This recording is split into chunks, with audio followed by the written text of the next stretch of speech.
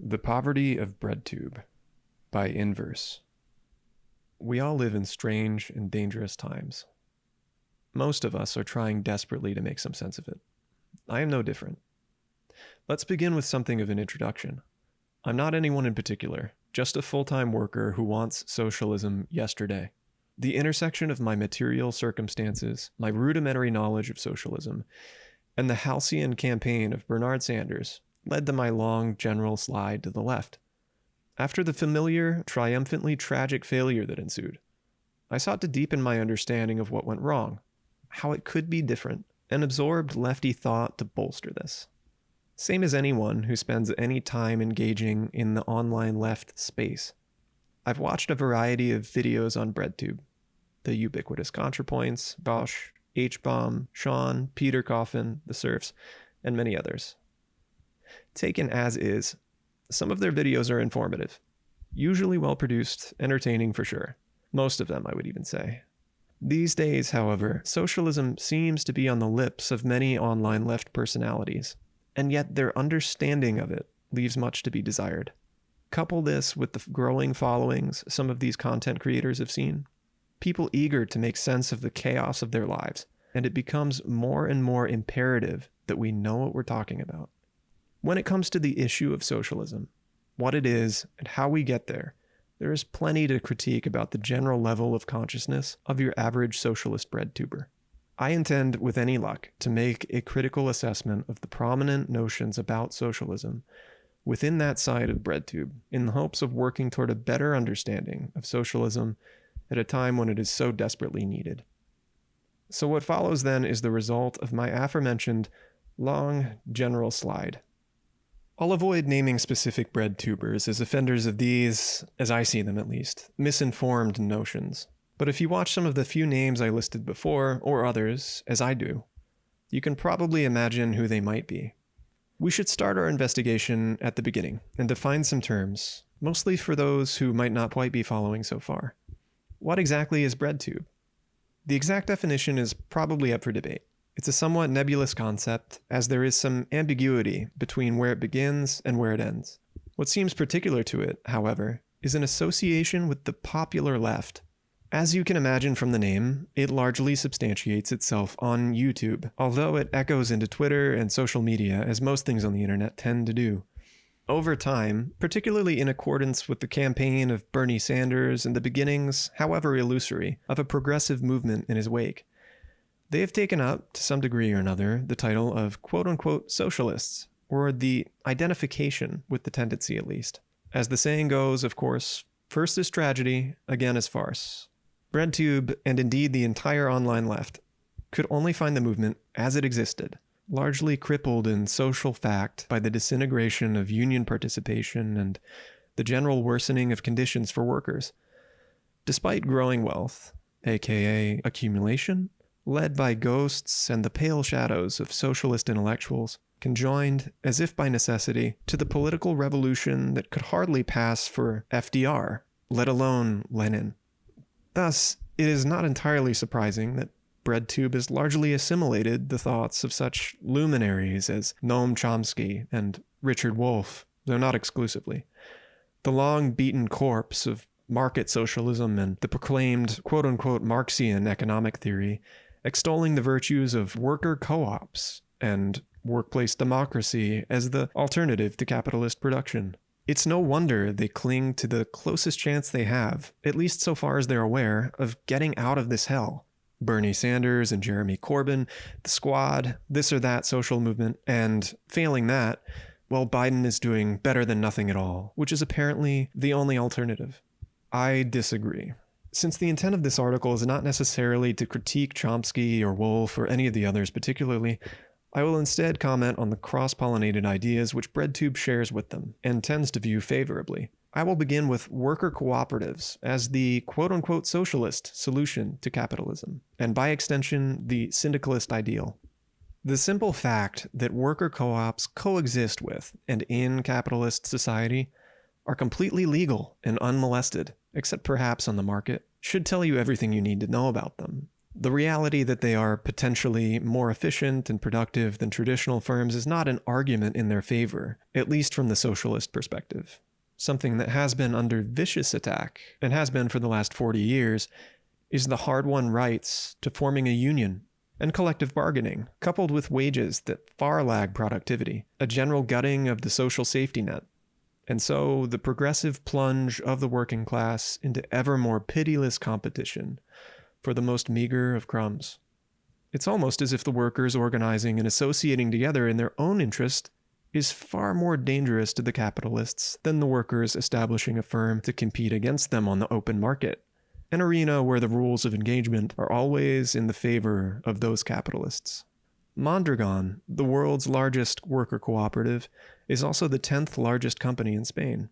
And yet Spain has not suddenly become the center of the world socialist revolution because of it, much less so for any co-op in the world market. You cannot meaningfully change capitalist social and material relations with a form of worker organization that is perfectly at home within capitalist social and material relations. Quote, "The hell of capitalism is the firm, not that the firm has a boss," as Bordiga writes. Cooperatives and so-called workplace democracy assume the workplace, assume wage labor, assume capital. In short, they assume all the trappings of capitalist society. And yet, this is what's presented to us as an ideal for socialist society. I want to make it clear that I'm not suggesting worker co-ops are without purpose for the working class, or that unions represent something fundamentally more socialist than co-ops. Both of these forms can potentially point the way forward, insofar as they are both manifestations of the ever-expanding union of the workers. Both the trade unions and worker co-ops are insufficient by themselves for realizing the socialist organization of society, however, and they remain a way for workers to associate, to find common interest, to become a class for themselves. This cannot be overstated, and it leads nicely to a further critique, particularly how Breadtube imagines socialist practice, what it means to be a socialist, and what actions can be taken to actualize a socialist mode of production. It's important, again, to keep in mind the historical moment that produced Breadtube. A generation growing up and entering the quote-unquote real world in the midst of a global recession, the continuation of an already extant neoliberal capitalism, but with the shiny gloss of hope and change, rising productivity together with stagnant wages, exorbitant student debt, and no prospects of getting a job that pays a wage high enough to service that debt. Least of all, the existential nightmare that is climate change, and the realization that we're slowly, and less slowly with time, melting ourselves. With these realities and more weighing heavy on them, people are waking up to the fact that something is deeply wrong. This has sparked a renewed interest, especially in younger people, in socialism. What this has given rise to is a host of organizations, publications, media, and movements, chief among them the DSA, the campaigns of Bernie Sanders, Jacobin, Current Affairs, Fight for 15, BLM, and yes, even Breadtube. There is so much to critique in these various manifestations, but that would be beyond the scope of this essay. Suffice it to say, they are connected, and as a result, Breadtube has become something of a cheerleader for many of these intersecting movements, organizations, politicians, and the ideas associated with all of them. I would maintain, however, that the vast mass of these forms amount to the left wing of capital, insofar as they can see something is wrong with the system, the awful and corruption and destruction it creates. But their proposed solutions to these pressing issues amount to tweaks to the system. They may be significant tweaks, sure, projects and proposals the likes of which the state has scarcely entertained, but there seems to be a general unwillingness to overcome capitalism, even to fundamentally question it, or at least a sense that overcoming it has become impossible. Maybe this is all we can really muster. We'll go out with a whimper instead of a bang. But I think there is a different way. And it's the way that has always been there, and has always been, in effect, sometimes more visible than others. That is the dictatorship of the proletariat, and it comes about as a direct result of class struggle. This is not to suggest that I think, that's that, we've figured out socialism. Just do a dictatorship of the proletariat, guys. It couldn't ever be that simple. No, it's not as if you could walk up to the workers in an Amazon fulfillment center, a more cruelly ironic name has never existed to be sure, and tell them all they have to do is smash the state, and substitute their own commune in its place. You'd be laughed out of the building and probably arrested. But the instantiation of the working class's own dictatorship, by the workers themselves, should be the ultimate aim of the socialists, at least as far as their practice is concerned. This requires the direct engagement of the workers by would-be socialists, not to tell them what to do, not to come down from the mountaintop and show them to utopia. It does, however, require engaging in struggles with them, in concert with them. Marx and Engels had this to say in the Communist Manifesto, quote, "In what relation do the communists stand to the proletarians as a whole? The communists do not form a separate party opposed to the other working class parties. They have no interests separate and apart from those of the proletariat as a whole. They do not set up any sectarian principles of their own by which to shape and mold the proletarian movement. The communists are distinguished from the other working class parties by this only. 1.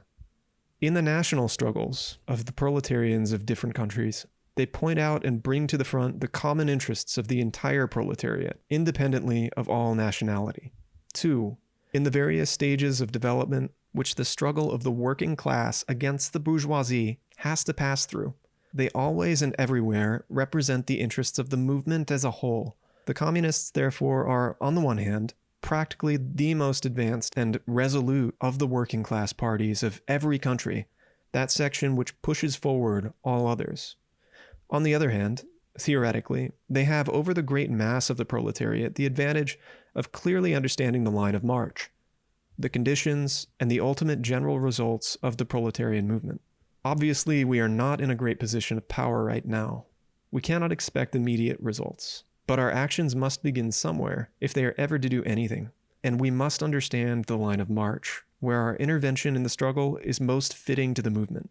This will come about organically, so there can be no grand blueprint beyond the simple facts. There is a struggle between classes. In this historically specific time, it is between capital and labor, bourgeoisie and proletariat. This struggle leads to a classless society. The necessary step in that direction is the dictatorship of the proletariat. Quote, "The dictatorship of the proletariat continues to haunt those who so passionately desire and so desperately need there to be some other way.